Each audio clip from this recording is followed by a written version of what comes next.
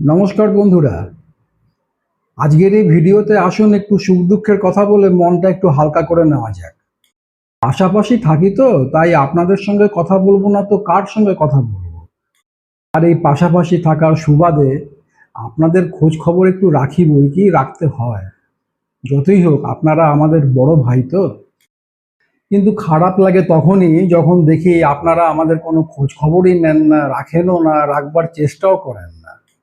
ও বড় ভাই, বুঝতে পারছেন না, চিনতে পারছেন না? আরে আমি আপনাদের পড়শি, ঝাড়খণ্ডে থাকি। বলি কেমন আছেন? ভালো আছেন তো? আমরা আমরা দিব্যি বেশ ভালো আছি। আচ্ছা দাদা, একটা ব্যাপারে আপনার একটু পরামর্শ নিতে চাই। এই যেমন আমরা যারা এখানে যারা বাঙালিরা থাকি, তাদের এমনিতে কোনো অসুবিধা নেই। আমরা রাস্তাঘাটে, দোকানে, বাজারে, হাটে বাজারে সব জায়গাতেই বাংলাতেই কথাবার্তা বলি। এমনকি যারা অবাঙালি কিন্তু বাংলা বোঝে এবং বলতেও পারে, তাদের সঙ্গেও আমরা অবলীলায় বাংলাতেই কথাবার্তা বলি। কিন্তু মাঝে মধ্যেই, যদিও খুব কম, একটা কথা আমাদের শুনতে হয়, এ বাঙালি পচা মাছ খাতা হ্যায়, বলেই দাঁত বার করে হেসে তাকিয়ে থাকলো। আমরাও ছাড়ি কেন, আমরাও বলি তুম লোগ ক্যা খাতা হ্যায়, তোরা তো সাত্তু ছাড়া আর কিছু চিনিসই না। সাত্তু মানে বাংলাতে যাকে বলে ছাতু। ইলিশ মাছ বললেই তো বলিস বহুত কাঁটা হ্যায়। तुम लोग বাঙালি লোক कैसे जो ইলিশ মাছ খাতা হ্যায়। খাবি, খেতে পারবি, তবেই না বুঝতে পারবি এই জিনিসটা কি। এই দুজনে হয়তো একসঙ্গে গিয়ে চায়ের দোকানে গিয়ে চা খেতে আরম্ভ করলো। আমাদের মধ্যে যে এত ভাব ভালোবাসা আছে সেটা আপনাকে বলে বোঝাতে পারবো না।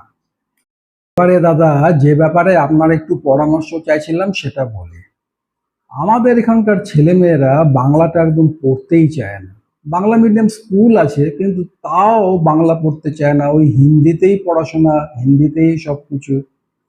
আপনাদের ওখানে তো শুনলাম বাংলা ভাষা নিয়ে বিরাট চর্চা হচ্ছে, বিভিন্ন সমাজ মাধ্যমে, টিভিতে, খবরের কাগজে বাংলা ভাষা নিয়ে যেভাবে চর্চা হচ্ছে তাতে মনে হয় যে আপনাদের ওখানে সবাই কি রোজই বাংলা ভাষা নিয়ে রীতিমতো চর্চা করে, গবেষণা করে। তা দাদা একটু বুদ্ধি যদি দেন যে কিভাবে আমাদের এই কুলাঙ্গার ছেলে মেয়েগুলোকে একটু বাংলা ভাষার দিকে, বাংলা সাহিত্যের দিকে একটু আকর্ষণীয় করে টেনে নেওয়া আসা যায়। আরো একটা ব্যাপার, আমাদের এখানকার ছেলেমেয়েরা আগে আপনাদের ওখানকার বিভিন্ন সরকারি বাংলা মিডিয়াম স্কুলগুলোতে গিয়ে পড়তে যেত, কিন্তু এখন যেতেই চায় না। আমাদের গার্জিয়ানরা বলে নাই মামার থেকে কানা মামা আমাদের অনেক ভালো। আমার নিজের অভিজ্ঞতায় যেমন বলি, আমার সব শিক্ষা দীক্ষা পড়াশুনো সব ওই আপনাদের ওই বাংলা মিডিয়াম স্কুলেই। আমি আমার মেয়েকে ওই আপনাদের ওইখানকার কোনো স্কুলে কিন্তু ভর্তি করাইনি, আর করাবোও না। অনেকেই বলছিল যে এখনকার নাকি ওই আপনাদের ওখানকার স্কুলগুলোতে আর পড়াশোনা হয় না। তো পড়াশোনা যদি না হয় তো ওগুলো বন্ধ করে দিতেই পারে, ওগুলো খুলে রেখে লাভটা কি আছে। এই বাংলা ভাষা সাহিত্য নিয়ে আপনারা যেভাবে রাস্তাঘাট, দোকান বাজার একদম ফাটিয়ে দিচ্ছেন, ওই তার থেকেই আমার মনে হলো যে যদি একটু আপনাদের থেকে বুদ্ধি পরামর্শ পাওয়া যায় যে আমাদের এই ছেলে মেয়েগুলোকে যদি একটু সাহিত্য, বাংলা সাহিত্য, ভাষা, বাংলা ভাষা, এই ব্যাপারটার দিকে যদি একটু আকর্ষণ জমিয়ে ওর দিকে টেনে নিয়ে আসা যেত। কিন্তু মাঝে মধ্যে আবার একটু কেমন কেমন যেন লাগে। তার কারণ হচ্ছে গিয়ে যখন এই বাংলাদেশে রবি ঠাকুরের বাড়ি, সত্যজিৎ রায়ের বাড়ি ভেঙে দেওয়া হচ্ছিল, তখন কিন্তু ওই আপনাদের ওখানে কোনো প্রতিবাদই দেখলাম না, কোনো মিটিং মিছিল সভা আলোচনা বিতর্ক কোনো কিছুই দেখতে পেলাম না।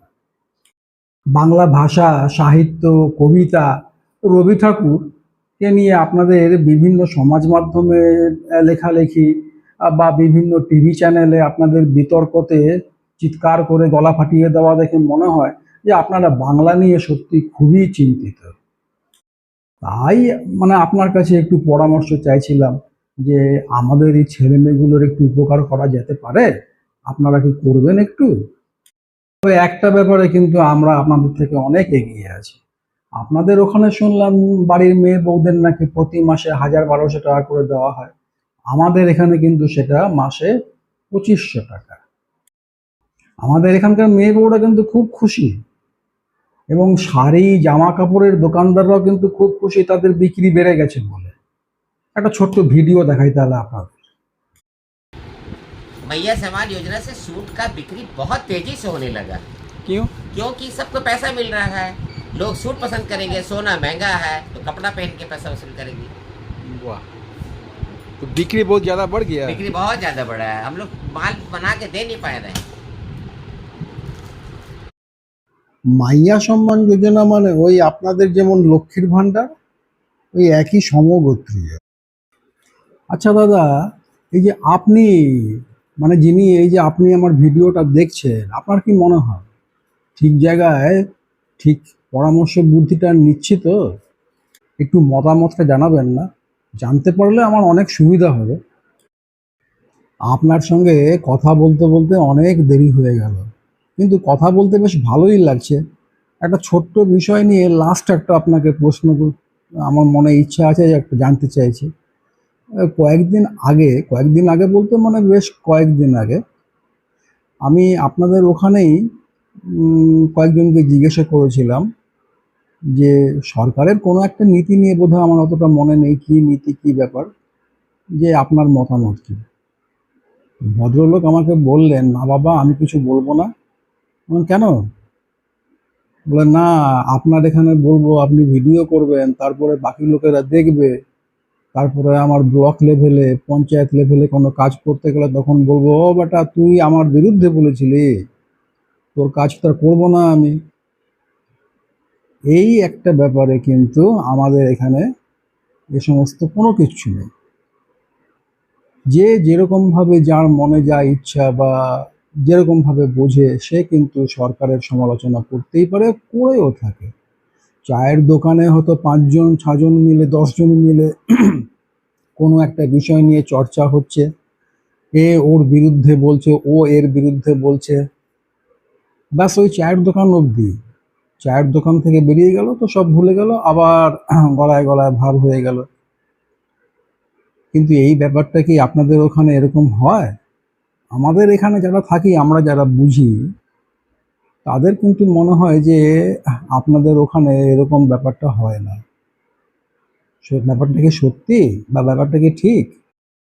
না দাদা, গল্প করতে করতে আপনার সঙ্গে আপনার অনেক দেরি করিয়ে দিলাম। তা দাদা নমস্কার, ভালো থাকবেন।